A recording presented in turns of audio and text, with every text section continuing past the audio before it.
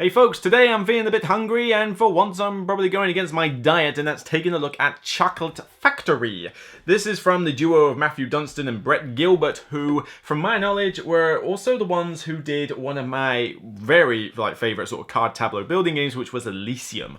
And that was a really tight, cool tableau game, and severely needs a reprint or a second edition. Come on guys, what are you on? But for now, they've come up with Chocolate Factory, and this has been getting quite a bit of buzz, actually. You know, people have gone, mad for this engine builder game where you are running a chocolate factory, quite literally. You have this factory floor which you can put different parts on, and during each round you will draft these different machines that you can put in your factory, as well as an employee that gives you a special ability and enables you to deliver to certain places. But essentially what you will do is you will place cocoa on these little tiles, and you will shift it through the conveyor belt on your factory floor, doing 3 separate movements of this. And as you move it through, you will get to use the machines, pay coal in order to activate them, and convert cocoa into cocoa beans, into chocolate fingers, into a chocolate bar, into premium wrapped chocolate, into caramel chocolate, whatever. They're basically just different levels of value in a sense. But it's literally basically that for 6 turns straight. As these chocolates leave your factory, they can be delivered to a corner shop for quick money, or to department stores for money, but also for endgame scoring if you can be the highest on the particular track. Get in every single shop, easier said than done, then you can get a bucket load of points as well. Not much to say really about the actual overview. I mean, that's a pretty simplistic overview, but this is a fairly light engine builder game. It's designed to be approachable for not necessarily the gateway game market, but certainly just for, fairly new casual gamers, and not necessarily for the heavy strategic folk, although I think they can get a kick out of this as well, up to a point. What am I getting at here? Let's have a look in more detail. So, duration. This box claims 60 to 90 minutes on it, and that's actually pretty accurate. I mean, well done. You actually decided to make a duration, correct. The amount of times this never happens. But 60 to 90 minutes is kind of what you're expecting for this game. It can go from 1 to 4 players. There is a solo mode in here, more on that later. But for 2 to 4 players, you're basically looking at 60 to 90 minutes. And some of that is down to the amount of kind of downtime that you can get in this game. Not tons, but it does exist. But when you're thinking of setting it up, putting it away, teach, and playing it, yeah, you are kind of looking at that border between 60 to 90 minutes, which is not that long of a game, although this takes it way out of the realms of the gateway stuff like Splendor and that, where you could finish the game in 30 minutes, 45 tops. This one requires a bit more involvement from you, and you're only doing this for 6 rounds, and you essentially have 3 shifts and a draft phase in every round, so there's only so many different actions you're doing, but there's a reasonable amount of decision making you're making in that time. Then going on to ease of play, this is actually a pretty approachable game, actually. I mean, this is not a big rulebook in any way, shape or form. Some of it is FAQ at the end. There's a mini expansion, which unless you got the Kickstarter version doesn't even exist, so why even have it in the rulebook? And you've got a couple of pages for the solo mode, but for the most part, it's a pretty straightforward rulebook to go through. Although, as much as there are some pictorial examples, it is relatively text heavy, and that's a slight downer. There's quite a bit of text on some of these pages where you feel like they could have added a few more pictures in, but I didn't find it problematic to learn. There's no what I would call fiddly aspects of it. But here's one slight problem you may have, and that is it's recommended that you do this simultaneously in order to keep the duration down. So when you're running your shifts, you can just say, everybody do it in simultaneously. So you're there doing your factory, that other person's doing theirs, that other person's doing theirs.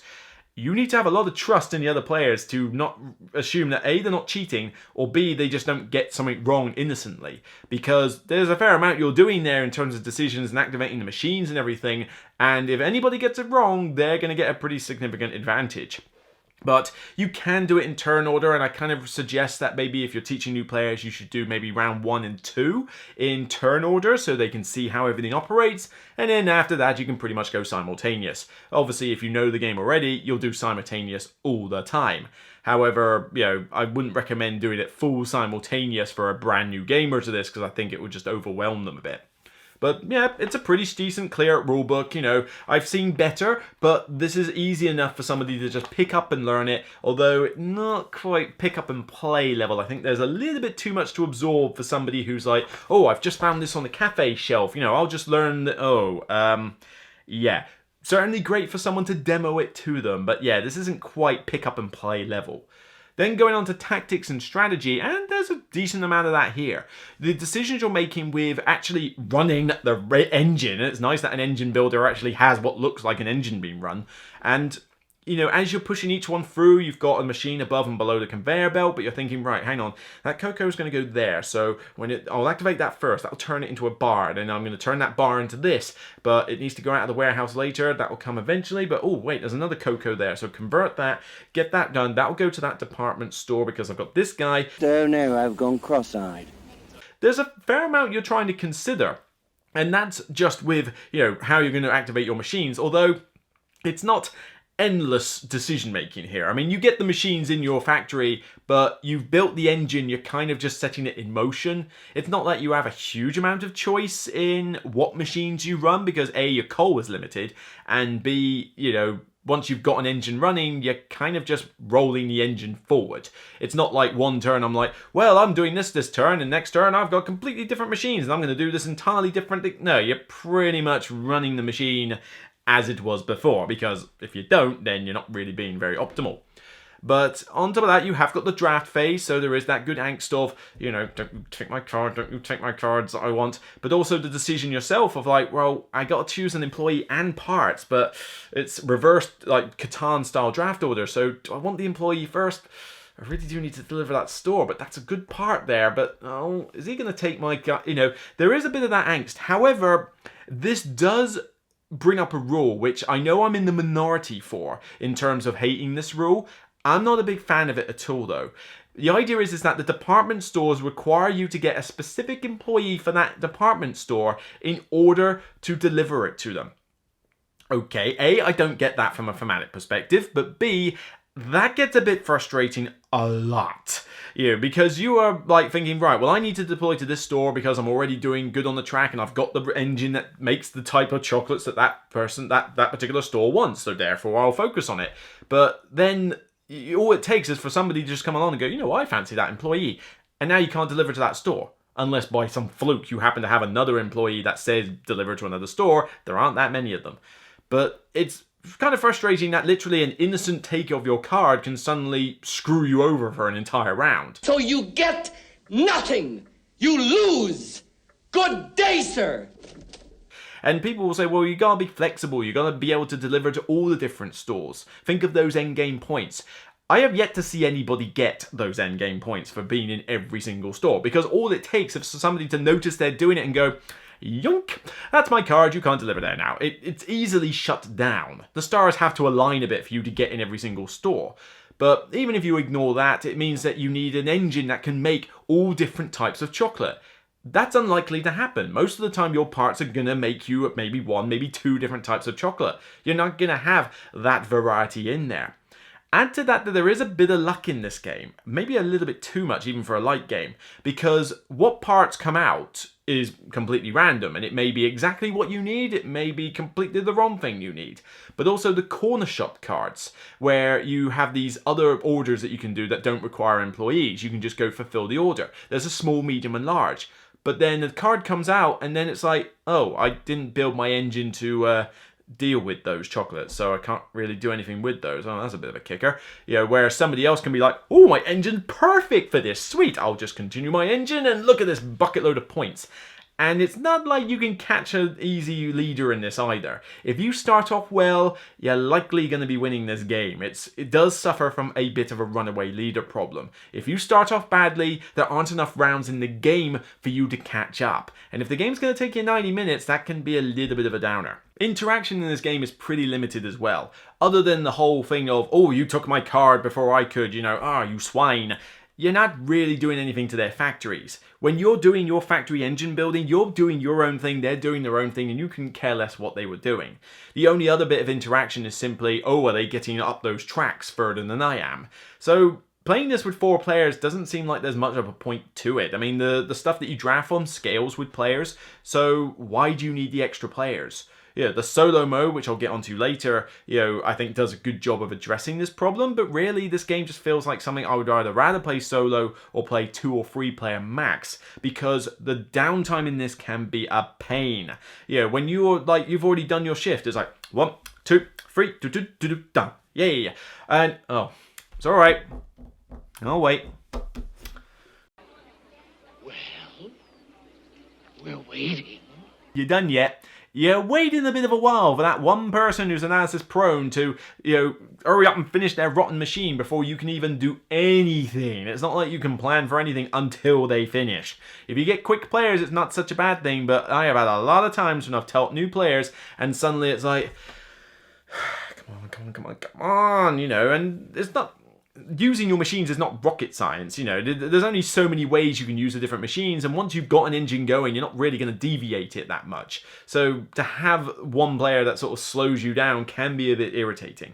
So moving on to aesthetics, this is definitely like a, A+ for this game. I mean, the rulebook looks nice, but, these player boards are nice and colourful. The graphic design and iconography is pretty plentiful, but it's very simple iconography. You've got, big, fixed, sturdy boards. This is a recess board, so the conveyor belt can go all the way through it. Really nicely done. You've got quite a lot of cards with, functional but decent artwork. It's essentially very colourful. This game pops when you see it on the table, and it certainly turns a few heads. But I especially love the chocolate. Ooh, the chocolate. The chocolate and the beans. I mean, I don't even have a deluxe set, which had even better components, I think. I've just got the basic version, and you've got, like chocolate bits here. You've got the chocolate fingers, big little pieces. In fact, let me try and get some of them out for you. You obviously got like the little bar sweets, but it's quite addictive to have these wooden tokens as all the chocolate, and you can't help but just feel a little bit peckish when you're playing this game. It definitely does look the part. And it's not that expensive a game either. I mean, for what you pay for this game, it's got a decent amount of content and certainly a decent amount of component quality. So, all in all, really good. I like the aesthetics in this game. It does help to immerse you into it. And while we're on the subject, immersion, the theme's pretty strong here as well, for the most part. I mean, certainly this is a great setting, to run a chocolate factory. They could have been boring and said, well, you're running, well, actually, I like cars, but they could have said a car factory, but then you're getting into, like, Kanban territory, but, they could have said, oh, it's an oil factory. Oh, I'm making cotton. It's a cotton mill. Whoopie-doo. I was talking about brass to somebody the other way. That's why cotton's on the brain. But chocolate factory, that's going to appeal to a lot of people that are casual gamers. I mean, granted, I try to eat not enough I try not to eat chocolate because I'm trying to lose some massive gut here, but who doesn't like chocolate? Chocolate is nice. It's great that you're making it. It feels like a conveyor belt as you're going through, so it actually feels like an engine builder. It's not just simply using engine builder because you're doing A to B to get points. No, it feels like a physical engine is on your board. And, the aesthetics, of course, help immerse you into it. If anything, the only thematic disconnect I have is why the employee restricts your ability to go to a particular store. I think the idea is that you're hiring the employee from that store to help you in the factory, but I don't quite get how the logistics of, personnel hiring works in this universe here, because surely your own employees are kind of all you need, and just because some guy comes over to help, why do I have to sell to that store? Why can't I just make whatever chocolate I like and sell to whichever department store I like? Certainly that would get rid of that annoying rule about, oh, you took my card, I can't go to that store. Still irks me a bit. Not to rage levels, but it's a bit of a downer. So, immersion is pretty sweet. It's a theme that's going to appeal to a lot of people, particularly young players, and certainly it drew me in when I heard about it. But with the longevity in this, like I say, the solo mode I think is better than the multiplayer in some respects. But on top of that, you don't get a huge amount of replay value with the actual engine building part of the game. Most of the parts that you get, that can go on your board are essentially mostly the same as each other. They essentially convert X into Y, and it's just what chocolate does it convert into, what does it take and what does it convert it into. They don't have any really funky abilities as such, it's just mainly converting this into this. The employees, there's a reasonable amount of employees in the deck, but there's essentially 4 different employees for each department store, 2 copies of each except for 1 director, so I think there's like 7 in each. But you know, the abilities are decent. It's cool to have these special powers that you can get, but you're gonna see them pop up most of the game, so it's not like in one game, you know, it's like, oh, that's a completely different ability I've never seen before. Nah, it's just when does it come up during the game? And of course, that luck factor comes back in, you know, to throw a bit of a spanner in the works. So my final word on Chocolate Factory is that it is an approachable engine builder with theme and aesthetics that will appeal to a lot of casual gamers. It has a little bit too much luck to bring in the strategic gamer, and certainly the replay value could do with a little bit of beefing up maybe in future expansions, but some downtime issues and 1 or 2 rule aspects of, you know, restriction do irk me from wanting to bring this out too often, other than in its solo mode, which I would dare say is better than the multiplayer.